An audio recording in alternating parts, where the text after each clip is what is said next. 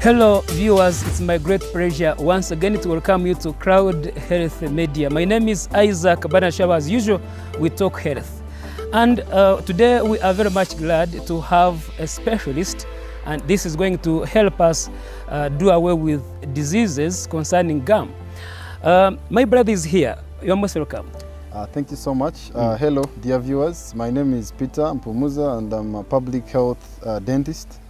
And I'm so honored to be invited today on this great platform. Well, dear viewers, today we are discussing gum disease, and we are very much glad that Ampumuza Pete is here to discuss a number of issues concerning gum disease. And Doctor, if you can let us know about gum disease, what is it all about? First and foremost, we shall first look at what is the gums.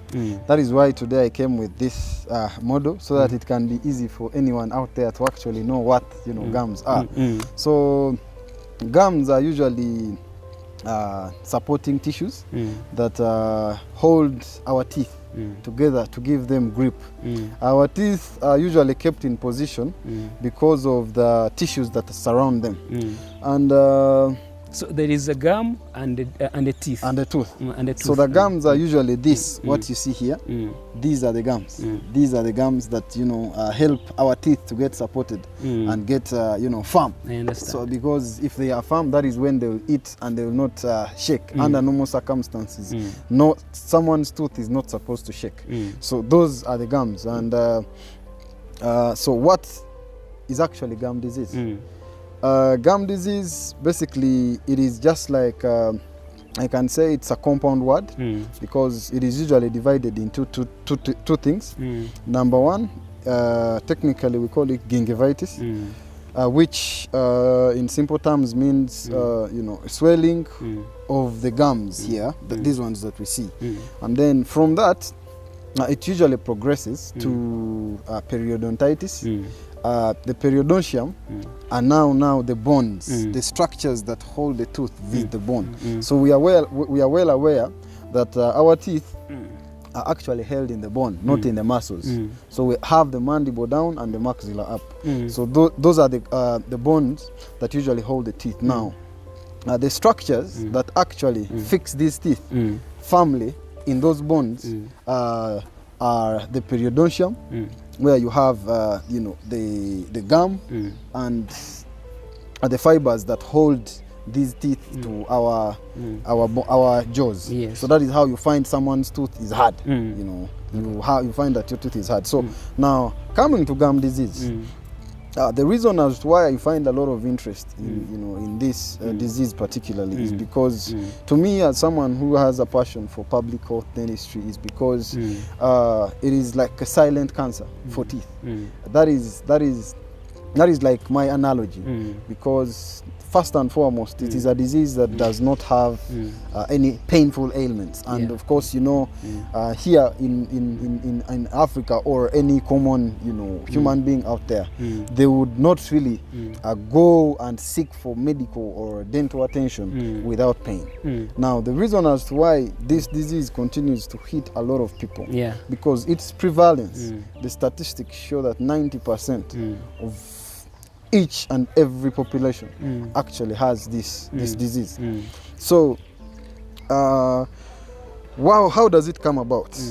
Like any other dental disease, most of these diseases are brought about by our lifestyles, pertaining to what we eat and hygiene. Yeah, actually I wanted to talk about eating habits. Yes, so when our hygiene is not meticulous, or if we are not constant with our hygiene, we usually find that our teeth actually get into, they get affected. And how does this come about, especially now for the gums? Because the normal gums are supposed to be the normal arrangement of teeth. We're supposed to have teeth that are devoid of stains. So now, when someone does not brush, when someone is not consistent with their brushing, you'll find that in the fullness of time, someone will start to have stains around their teeth, And then when these stains actually come about, you'll find that these teeth or the gums around those teeth specifically, they start to swell.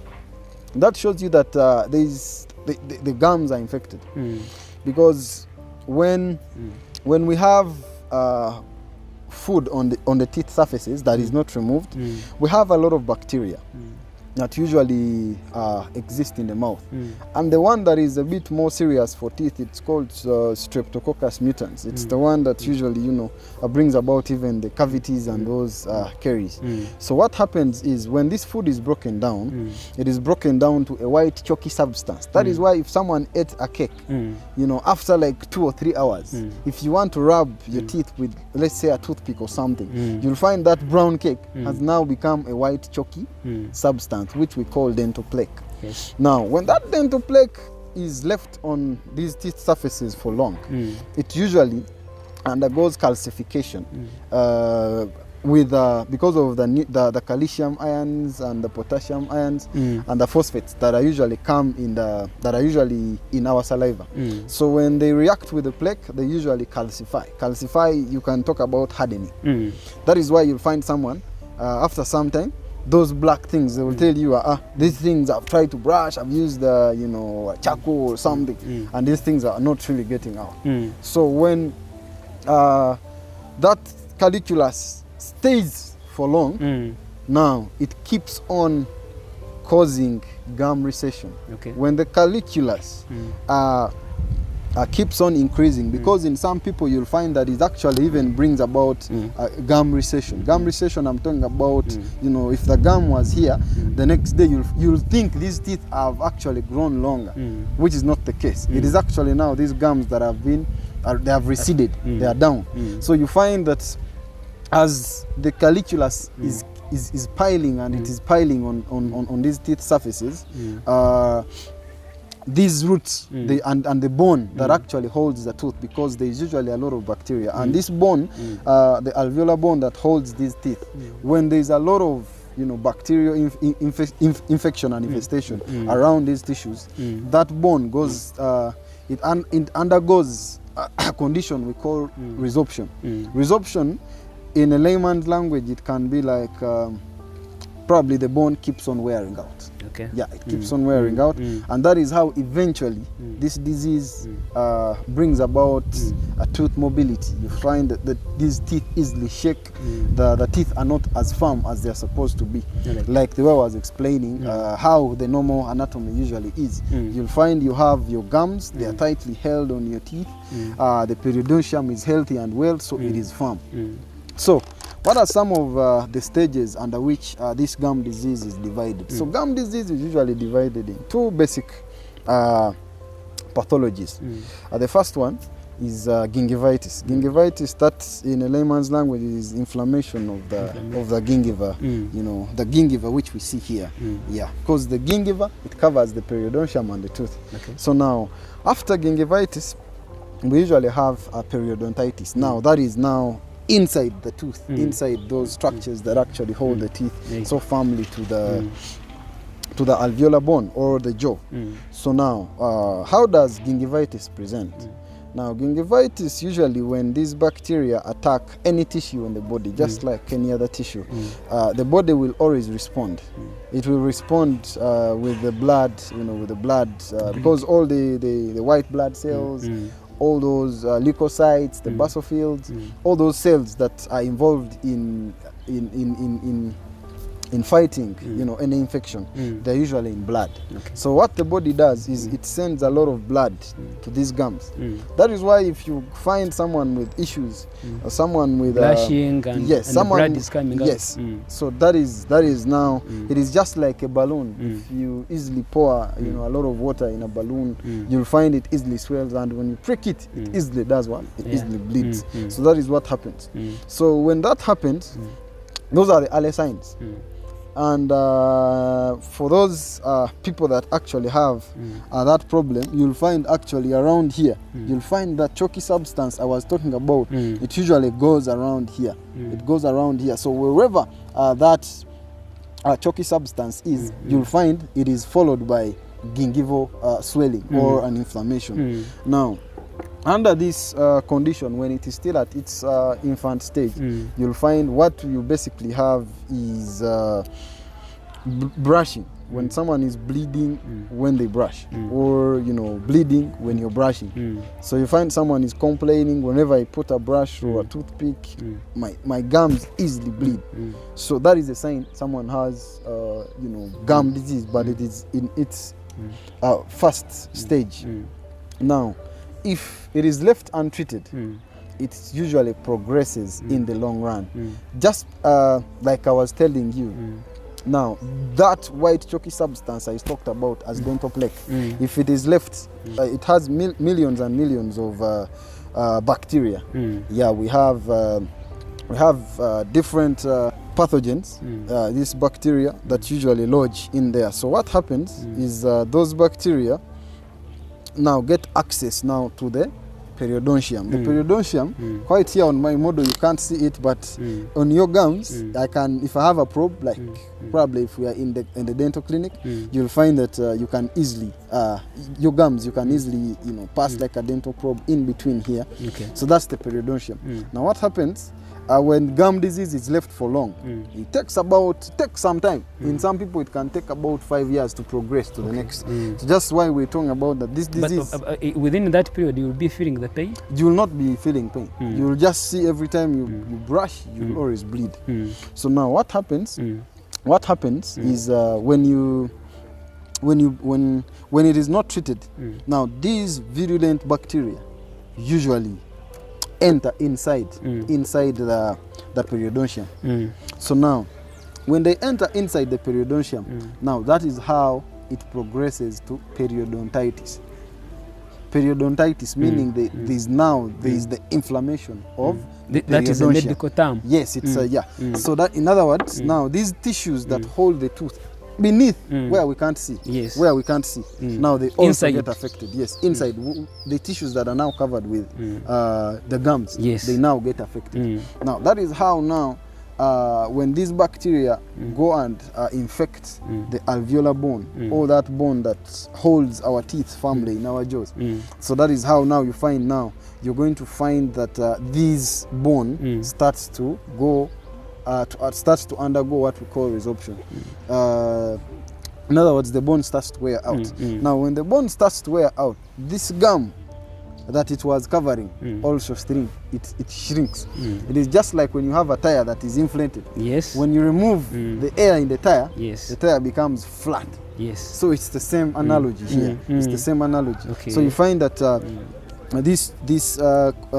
periodontium and the teeth are now not fully supported. So now when it progresses to periodontitis, now another symptom comes in, the second one. These teeth appear longer. Now in the process of appearing longer, you find that the roots of all the teeth that are affected start to get exposed. In other words, if this gum was here, let's say about 2 years ago, now when there's resorption, you'll find when there's resorption, it's usually followed by gum recession. So the gum, you'll find that you are actually seeing part of the roots of these teeth. Now, what you need to understand about the anatomy of these teeth is that this enamel that usually covers this tooth is not in the roots. So that means in the roots we only have a structure which is called cementum, which covers parts of the tooth before you get inside, where you find you have the dentine. Now the dentine is what actually has the nerves that perceive the pain, the nerves that perceive any pressures. Now when these nerves are exposed, that is how you find someone now is like, my teeth bleed, and then when I take anything hot or cold, I feel sensitivity. In fact, sensitivity in itself is normal, but the hypersensitivity is the one. Normal. Yes, sensitivity is good for someone to prick you and you know there is danger. But it normally occurs when someone takes something very cold. Yes. Now, when there is something hot or cold, so you find, a patient is complaining whenever I eat something hot, something cold. So there is a lot of pain in there. Now, what happens at this stage is now that second symptom. Now it sets in. Now you find you have bleeding gums and you have sensitive. You find you have sensitivity. But still, it is not as much discomforting as it is for many people to actually take the first step and come and for medication. Yeah, come for dental, you know, care and checkups. So, if it is left untreated, what happens? This recession continues down, down, down until we have what we call aggressive periodontitis. Now, aggressive periodontitis, it is basically now the advanced stage of this disease, where you find now the plaque is a lot, it is all there, these teeth are so stained. Number two, because there is a lot of bacteria. Now, bacteria usually, and you know, in some people, people who are, let's say, you know, suppressed, people who are, you know, who have diabetes, people who have HIV, you find now their gums start to actually have serious conditions. You find you have conditions like acute necrotizing ulcerative gingivitis, which we usually we usually shorten.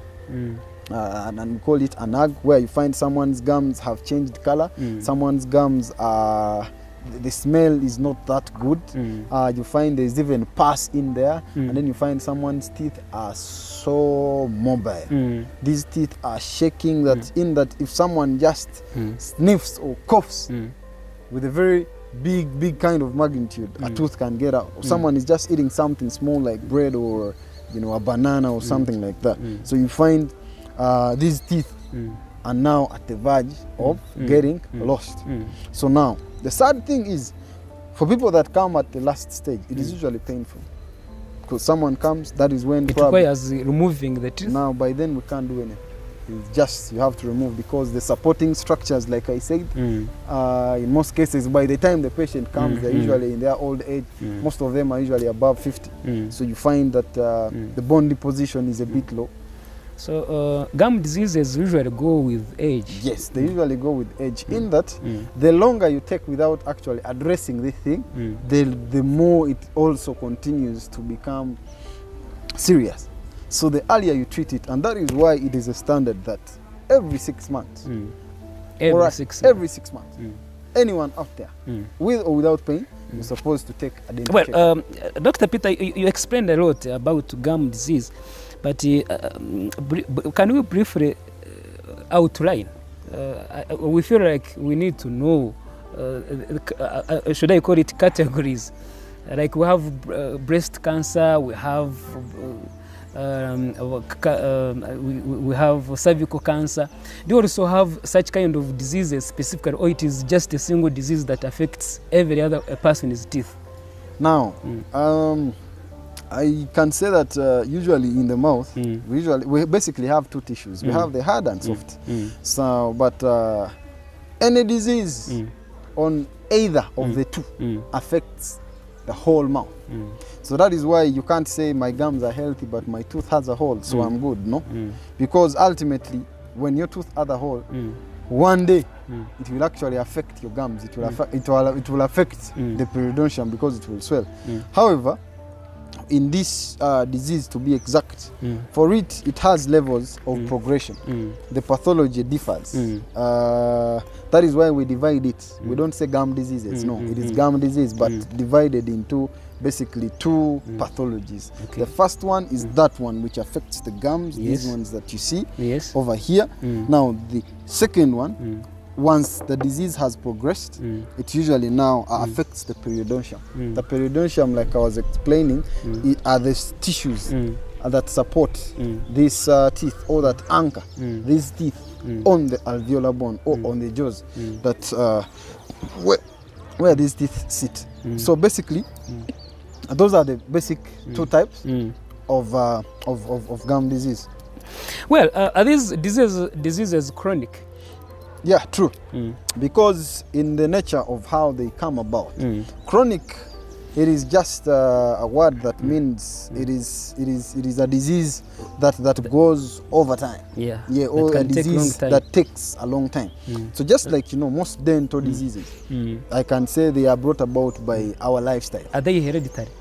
I wouldn't love to say that, because you'd find, yes, my immunity is stronger. Probably I've inherited a stronger kind of immunity, but I don't brush.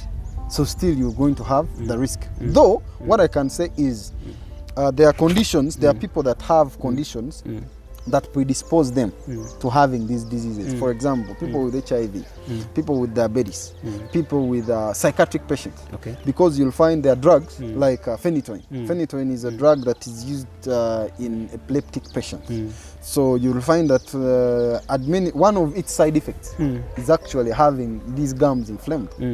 And then people that actually have diabetes, usually what happens is they have minimal blood supply to their gums and all these soft tissues in the mouth. So when there is minimal blood supply, that means they are going to be very little, I can say little soldiers, or because most of the mechanisms that the body uses to fight against infections, these cells, the white blood cells majorly, they're usually carried in the circulatory system, in the blood. So in other words, if you have your gums that are not supplied well with blood, when there is minimal blood supply, so that is why you find people that have diabetes in the fullness of time have issues with their gums. So well, Dr. Peter, there is something, it is a tradition that when someone is brushing and sees blood, then he's happy or she's happy, because maybe that is coming out. Maybe if he or she wanted to have such kind of gum problems, they are getting out. How would you really advise that person? Now, I should say that probably could be like a hereditary, myth or a misconception of gum, of one of the symptoms and signs of gum disease. So I would actually recommend that when you have your gums, bleed, kindly reach out to a dentist, because as we conclude, I will be giving you the various treatment options we have for people that have that. So when you have your gums bleed, kindly reach out to a dentist and have your teeth checked. You could have what is the science behind blushing, and do you recommend different issues I mean, the toothpaste, the blushes to use while brushing our teeth? With brushing, it is basically doing it correctly, consistently, and with the right dentifrices or the right materials. We usually recommend having fluoridated toothpaste, because what we buy actually in toothpaste, the active ingredient is usually the fluoride ions, because the fluoride ions replace the calcium ions in our natural teeth to make our teeth more stronger and resilient to dental caries. Now, we usually recommend that a person should ideally brush every after a meal. Reason being, we don't want to give this food that probably is that has remained in your mouth. We don't want to give it a lot of time on your teeth. So that is why we after every meal, kindly take it upon yourselves to make sure you brush. And how do you brush? A lot of people have some of the techniques people have been using out there have actually caused them havoc. For example, we've had people that brush horizontally like this with a lot of energy. These gums are soft. Now, if you brush like this and you're brushing so very fast, in the fullness of time, you'll find that you have actually damaged the gums yourself. Yes. So a lot of people have issues where you find that they're like notches around here. So you'll find here as if someone came and actually chiseled here, and there is like like a hole somewhere like that. So that is why we usually recommend that you have a brush with probably soft bristles. They are good toothbrushes out there. So you find your brushing in a gentle and circular way. A lot of people usually want to rush, so we usually recommend that you brush in a gentle and circular way. Starting with the upper, you brush with the upper teeth like this. Then you make sure on all the surfaces of the teeth are there, they are brushed so well. Then after, you come and as well brush here, and then on all these surfaces that face the tongue, then finally, a lot of people forget to brush their tongue. So you need to brush your tongue, because the tongue, it is actually, its nature here is like a mesh. That is why if you take anything of color, it's usually retained here. Yeah. So there is a lot of retained food around the tongue. So we usually actually say you also need to brush your tongue, and then after you're done with that, get your teeth together and then do this. This is good in that when you are actually, when your teeth are in occlusion or when you're biting, when you're doing this gentle circular motion, you realize when my brush is down, it's actually moving in this gentle direction. So in other words, you're protecting both your gums and your teeth from abrasive lesions. Yeah. Well, let's talk about teeth conservation. And in our usual language, simple English, we call it cementing. First of all, is it advisable? Do you recommend that? And number two, at what stage should it be applied? Now, tooth conservation is basically now in teeth that have cavities, or what people call holes in them. Now, cavities, there's a usual of dental decay. Yeah, when you leave food on your teeth and bacteria eat on it, and then acid is released, and then eventually there's a hole in your cavity.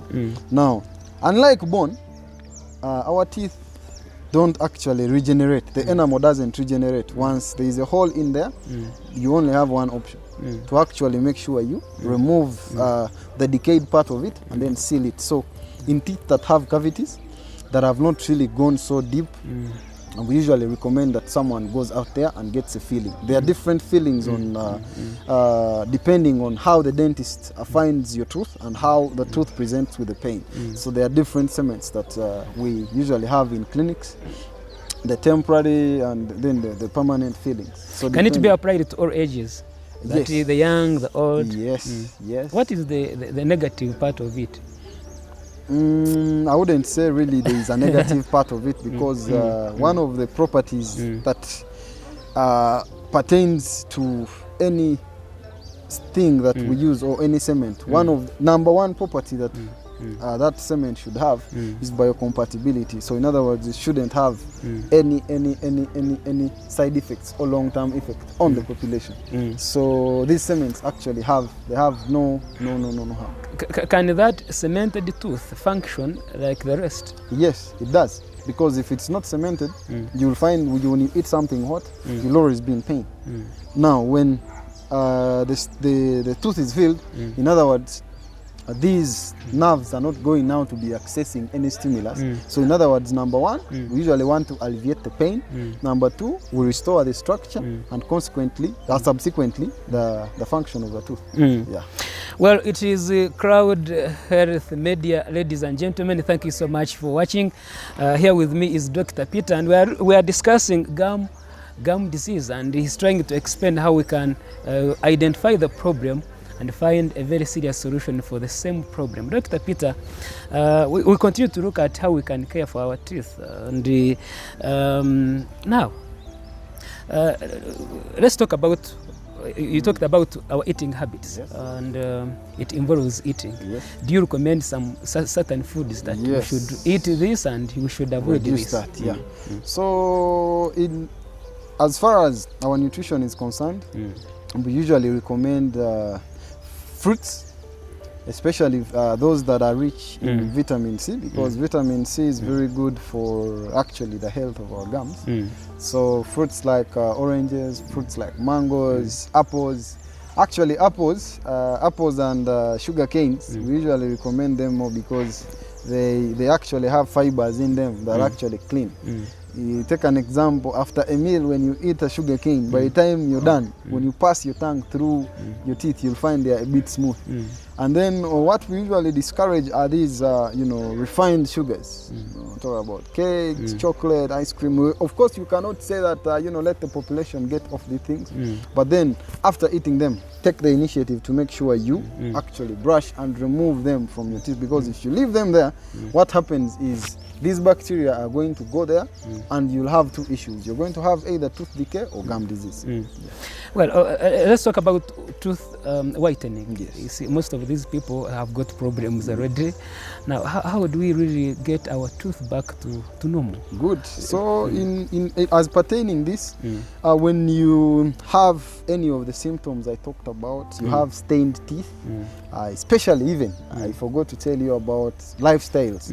People that eat cat or mira, people that smoke, either cigarettes or smoking pipes or that. What if you smoke and brush? Usually that tartar or the smoke usually affects them. Okay. So when those things have actually calcified on your tooth, brushing ceases to actually help you at all. So what we usually ask, what we usually tell our patients is, when you find out you have any of those symptoms, when you actually go in a clinic, there is a procedure we call scaling and polishing. Now scaling is removing. Nowadays there are a lot of inventions that have come up. Long ago there used to be manual scalers where someone would you'd sit in the clinic and they would rub off those stains one by one, and this was so time taking. But now at least most of the dentists out there, they have ultrasonic scalers. So those scalers usually remove those stains around the teeth, and then we usually prescribe. There's a very good toothpaste that is good for those bleeding gums. It's called Periodontitis. So that is the regimen that we give to our patients. Well, you're an expert and you must be having something to say about the artificial teeth. At what level is someone recommended to have that both teeth? All right.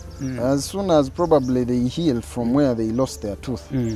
And artificial teeth, that is replacing. There are also of two types. We usually have the fixed and removables. So the removables are what you see people wear, the dentures, and then the fixed ones, those are crowns and bridges. Those are the ones that we do, and they are fixed. Yeah. So, and why do we do that? In most cases, we usually want to, the stress that the low self-esteem that goes with someone does not have a tooth. They will not be comfortable when they are talking to people. I understand. Their low esteem is down. I usually meet kids that have actually refused to go to school, and they're like, "Mommy, I need a tooth." Without it, and Seriously. when they go to school, people laugh at them, they mock at them. So. Thanks to technology, thanks to the inventions of the dentists out there. So now there is restoration of hope. I mean, when you lose your anterior tooth, that is not the end. There is still hope. So we can either do for you a denture or a crown and bridge. Are they not expensive in terms of caring? I mean, maintenance.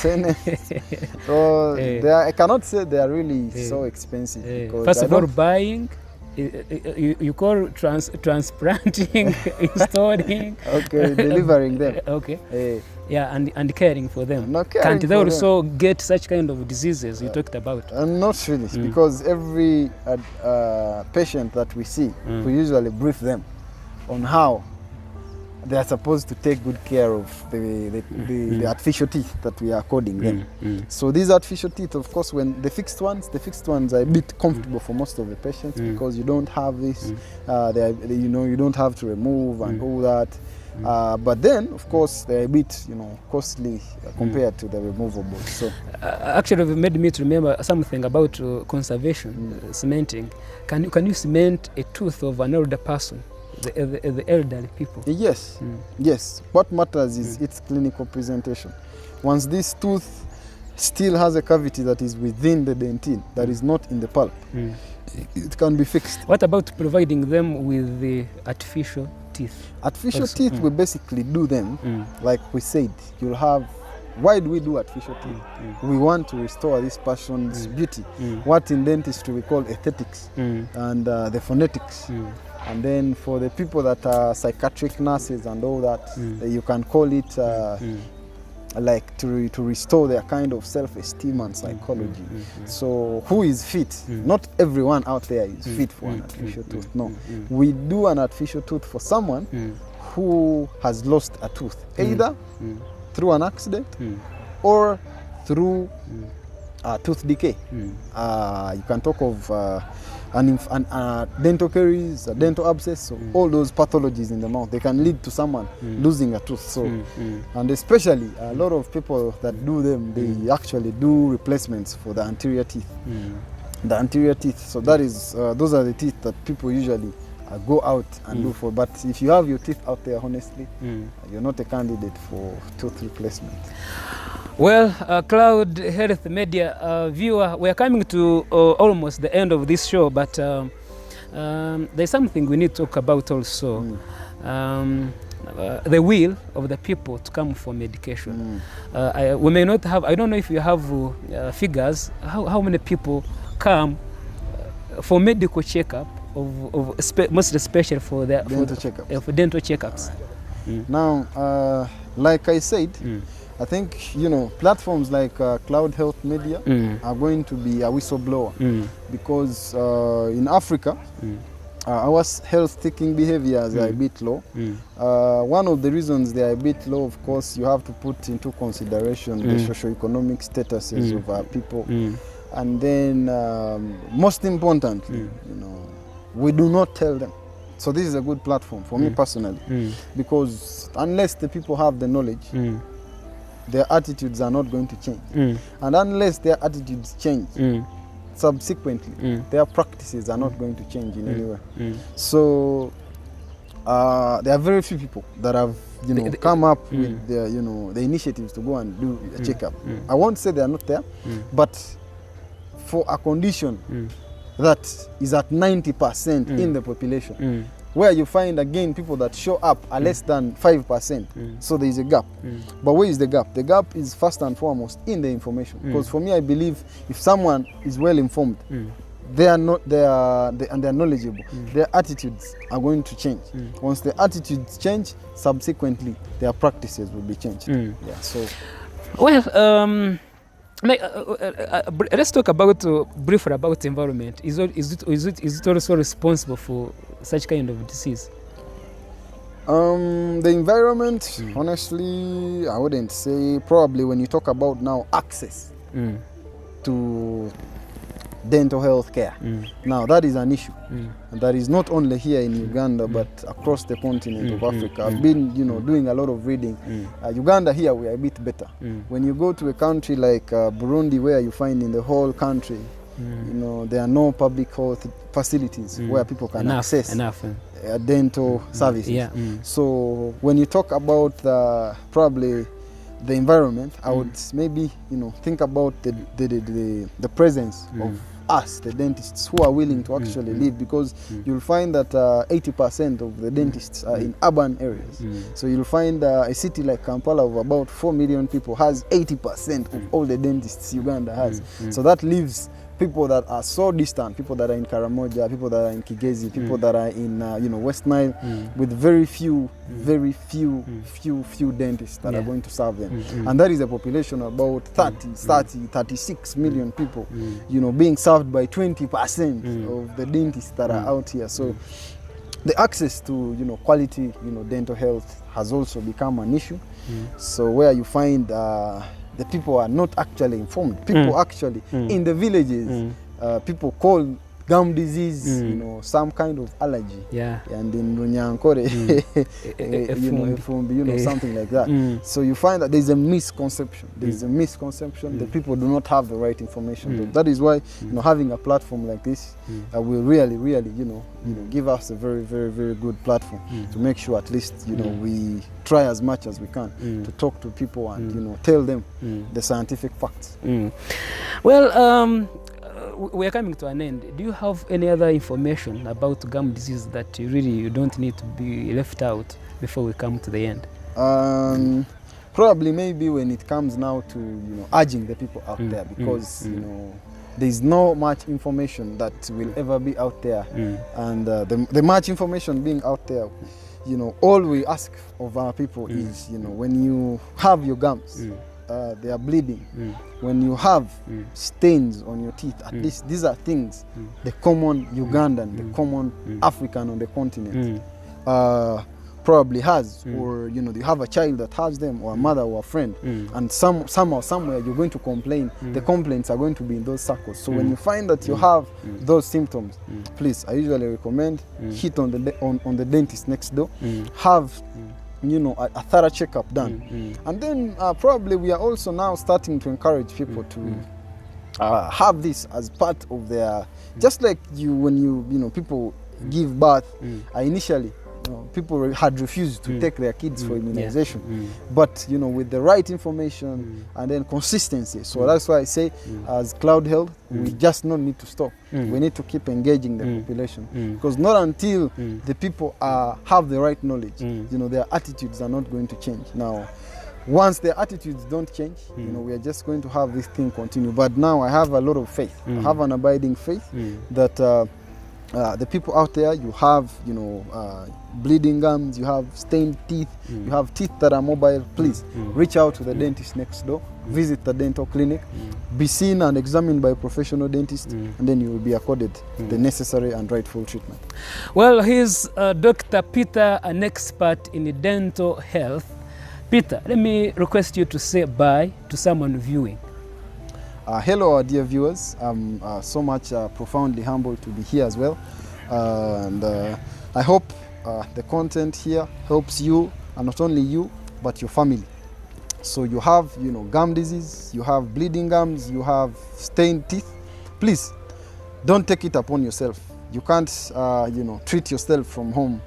And we wouldn't love to see you having a compromised smile. So we urge you to come for dental checkups, visit dentists, make sure you get professional treatment, and then that is how we'll find that we have better health, because the mouth is the mirror of the body.